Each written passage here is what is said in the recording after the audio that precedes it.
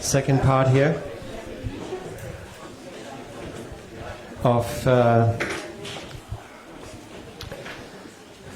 the after lunch program is with Advaita and Adina. We just heard about emotional intimacy here in Ananda Hall. How many were just participating in the lecture? Oh, okay. Half. Guess it's also good for you to know. So half heard already. Everything? No. They know everything. Then the half who heard to tell The other half. Update. No, it's a different theme now. Now we heard about emotional intimacy, or those who were not here heard about something else. And now it will be about, we will talk about the love compass of couples. How do we orient our relationship in the spiritual direction? I think I know very few who could be better in presenting this topic. Advaita and Dina goes way back, if I'm allowed to say that. How far back do they go actually? Pretty far back. Adina really don't like when I talk about years, things in years. So let's just say they've been around for some eons and cycles of creation and destruction, and yeah. I say it on my own risk. And I think that's one of the advantages, because they also have put a lot of awareness into their relationship and their experiences, combined and fused together with the Tantric teachings. They have together actually authored probably one of the most extensive courses on the planet in Tantra under the guidance of their teacher. So it would be very interesting. I hope also we will have a bit of time for questions. I'm sure when we first get started, like it was in the previous sessions, you get warmed up and there will be a lot of questions and emotions arising. So let's see where it will go, where the love compass will take us. So welcome to Adina and Advaita.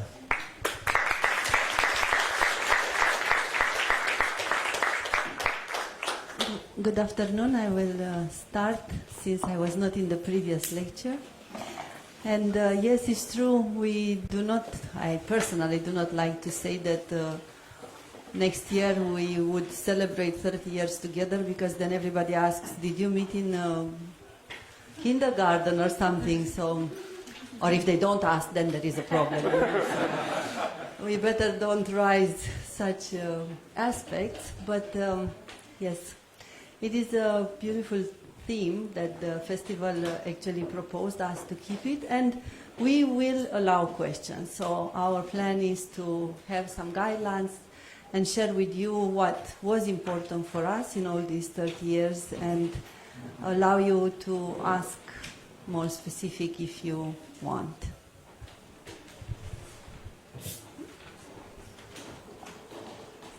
Good. So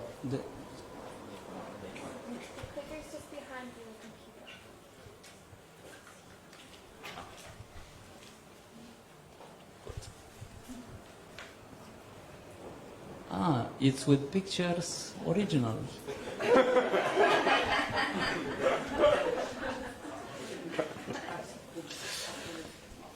Yes. This journey is starting with this idea of falling in and out of love, and about the habit of focusing on differences and not on what makes you alike. And between us, we were having a fair share of differences. And we still have, you can see. You can see we are different.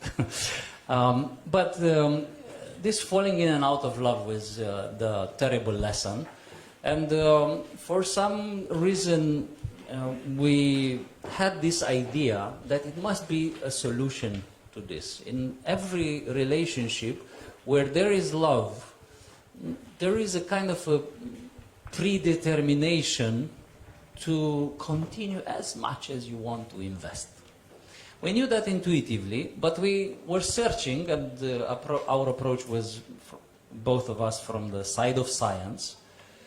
And the science of love, this is a very nice name, but it's very unknown today. And we explored the couple relationship with its moments of amazing states, this extraordinary passion, and then the sad moments when you feel that it slips away and you don't know how to stop the process.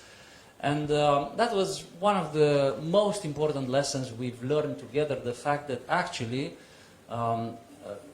entering love, because you can't say falling in love, is something that you can decide, you can encourage, you can cultivate in life. And we did this experiment many years ago.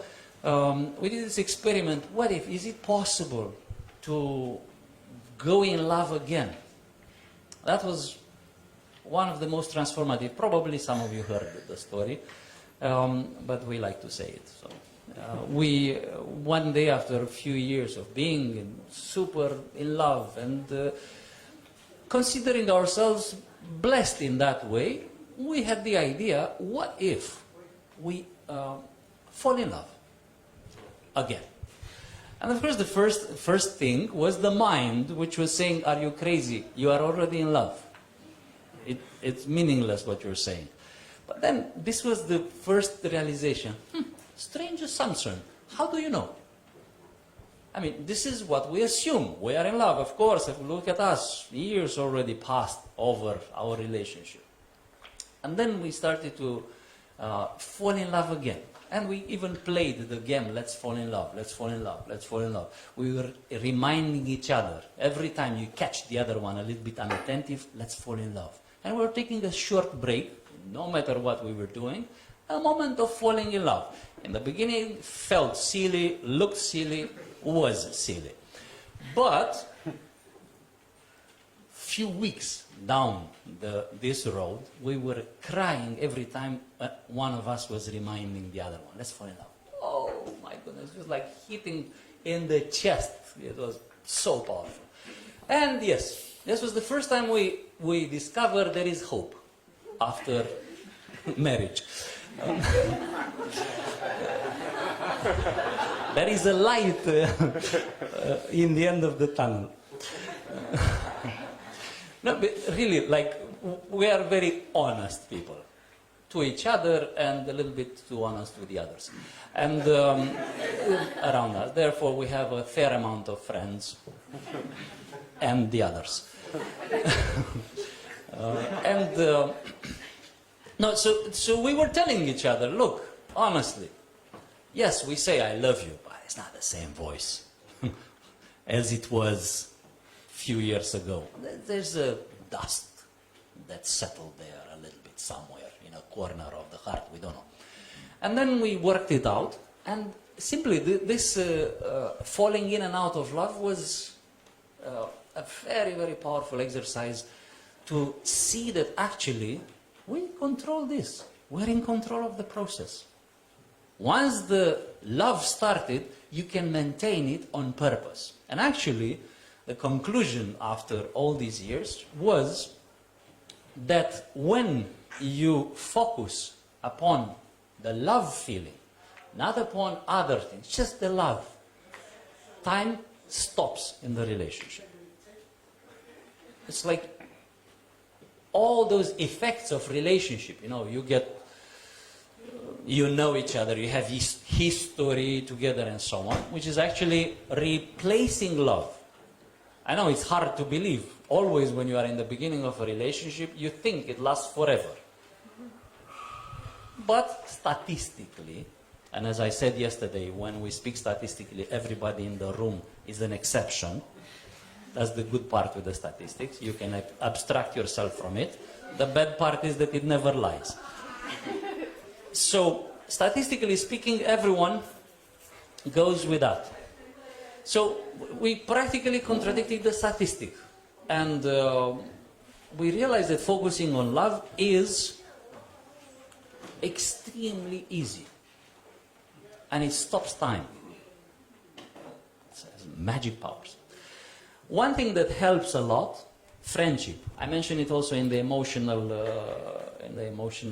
intimacy. Become your best friend. We were playing the best friend game, and learning the best friend was a very big lesson for us. We realized we're not friends. We were very lovers, but not exactly the friends. And we realized that this was kind of, we didn't dare to break the ice. To break it, okay, you're not my friend. In the line of sharing, realizing that we are not friends, for me at least, it was so shocking, because as Advaita started, we were very super passionately wanting each other and running after each other, and some of us, half of us, were very jealous and possessive and had preconceived ideas. Relationship have to be in this way, and where have you been the last I don't know how many days without saying anything, and all Without calling. yes. And it was before texting and before WhatsApp and before everything, so it was nothing up for some days, and it was very bad, and half of us suffered very much. And the other half looked like, so what? Like seeing the relationship as eternal. And also that for me was a very big lesson, because first of all, he didn't propose to me any marriage, anything for like years. So I got very clear the idea, it's going to go away like eventually, and we had other relationships blooming and so on. So I was kind of waiting, okay, it has to stop after a while, and how can we like postpone it, or all these very big preconceived ideas I had. So, and how did I discover? Because, of course, focusing on differences, why are you not like me? Why are you not valuing the same thing? Why don't you like these things that I like? Why not only that you don't like, you also consider them a wasting of time, or commenting upon them, or just saying, this is kind of stupid, and all kind of feedback I got in that respect. And the most, it was in terms of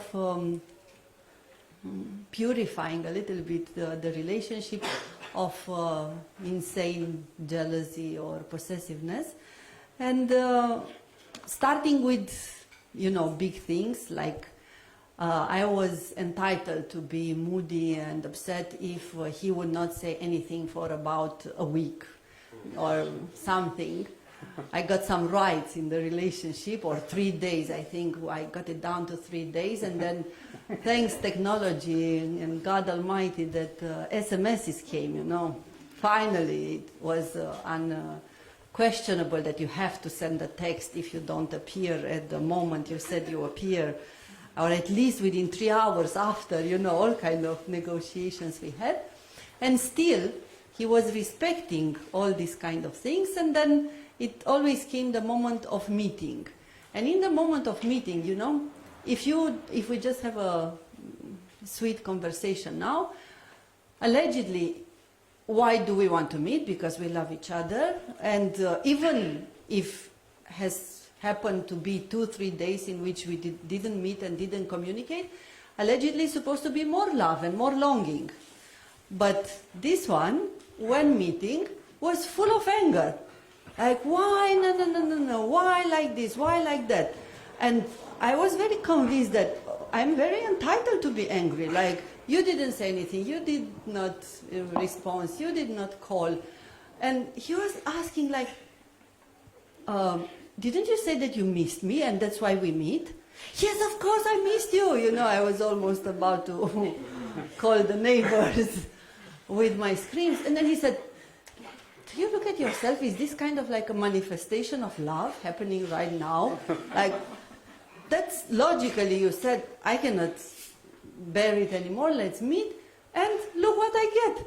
Like, you are cheating on me, you are lying. You said that you miss me and actually you just wanted to throw a scandal. And I was like shocked by the idea. It was true. I could not put aside, even if any of my best friends would ask, why do you want to meet him? Because I miss him. You know, you can explain to the best friends, you are not so fiery, and I miss him, and I love him, and we want to meet, and to spend intimate time, and so on, so on. And I would not get so like devastatedly angry, but in that first moments when we met, I could not stop that. And realizing this, all of a sudden he said, you see, you are more kind and more good and more tender with your best friends, not with me. And I was like, no, that's not possible. It cannot be, because this is where I have my biggest love. And then I observe myself and I judge myself, and I realize, yes, if I have a meeting with a best friend, no matter man or woman, and they send a little text, I'll be late an hour, I'll not inflame like crazy. I'll find something else to do. And of course, it's my best friend. I will always have room in my heart to allow my best friend to be late. If the best friend sends a text and say, look, you know, something has happened, I cannot come today, I'll call you later and explain.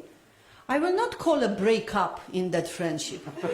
But if this would say such, oh, it will be, and you know, on SMSs before, you cannot say many things. You just say 3 words. I'll explain you later or something. I would consider it a... It was a pager. Pager, yeah, exactly. It was with pager. I remember the pager. Or it was also, did you have here in Vienna, we had pager with operator. You call a number and tell a lady, send to this number these words. Did you have it ever? We had it in the beginning. Pager was with operator, so you could not really say, bastard, come back home, and no. You have to say, and he had to say, I cannot come right now, or I will be late, I'll call you eventually, something. It was very hindering. Communication now is like very best improved. But my realization that I would not make so much scandals and project so much bad energy, if we are to speak in terms of energy, towards my best friend in similar conditions. And I would always start. So then best friend comes after some time to explain. I would be very open to hear, okay, what has happened? And I would start always from the premises that for sure it was a very big reason and something excusable and forgivable that you didn't make it, since we like to spend time together with the best friend and it was supposed to be nice and cozy and you didn't make it. But with this one, I would suppose and all the time expect that it was another woman, that it was something like another interest, that it was something kind of against me all the time. So I didn't give him the background of the friendship. Never. And when I realized that, I was really like upset on myself, and that's, for me, it was the turning of cultivating this conscious love, we will speak in a second, and also focusing on love, and at least assuming that, yes, I would like to be best friends. And then this game, the best friend of each other, I want to share a few words about it, because you might consider it to play it in your relationship. It was not easy. Even after realizing all this, still it was not easy. Don't imagine that I had an understanding and the next time when he was late 3 hours, I'm like a flower there in a vase blooming that you just entered the room.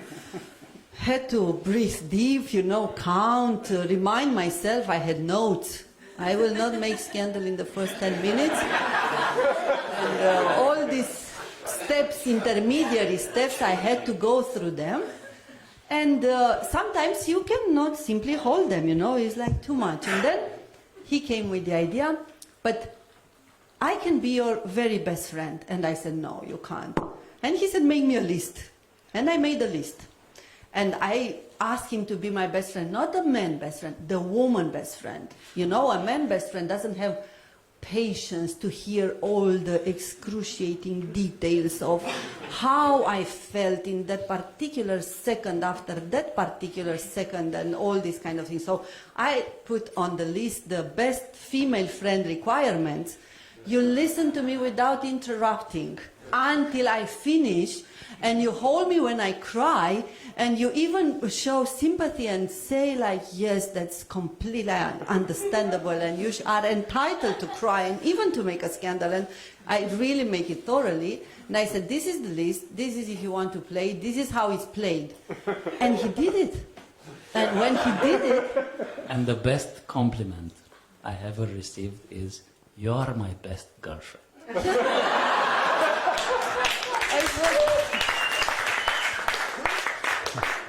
He really managed. It was like better than my best girlfriend in that respect. And what conquered my heart like forever, you know, when you have a best girlfriend, you also said things that you don't really mean it. You know, we women, we put in words big stuff there, big words. We just talked. We don't really mean it, you know. You can go to your best friend and say, I hate him to my bones and I want him, not dead, but less, a little bit, like next thrown away alone on an island and with nobody that and you don't mean it. It's just a way of you to.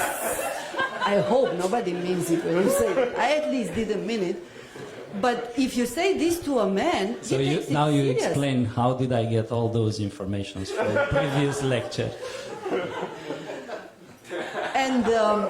And I observed that actually he had also to train to receive so big energy and so big words and not take them personal afterwards, because he's the same person afterwards. And then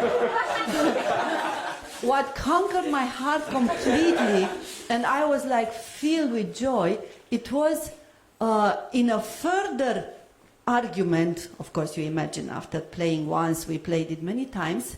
He never, ever used weaknesses that I showed to him as my best friend back to me.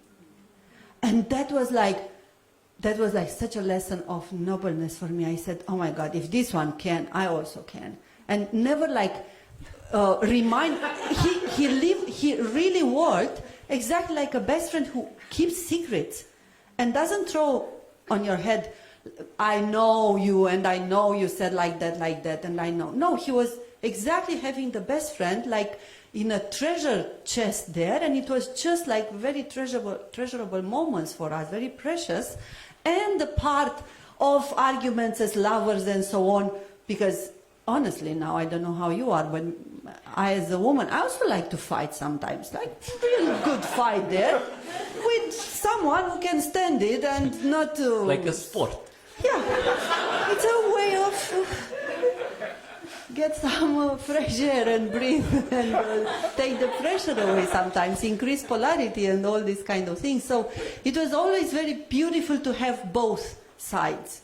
The side in which you have where to go and cry, and the side to where to go and fight, and they don't mix and they respect each other. So that was like one of my biggest lessons, and this is how I learned, okay, you can really learn to love and accept and even enjoy the differences, and also like continue and growing. So that was about learning the best friend position, and I highly recommend to all of you, aim to make from the other one your best friend from the very beginning, and yeah, grow into that best friendship, because it saved us for so many times. Plus you can make a sign.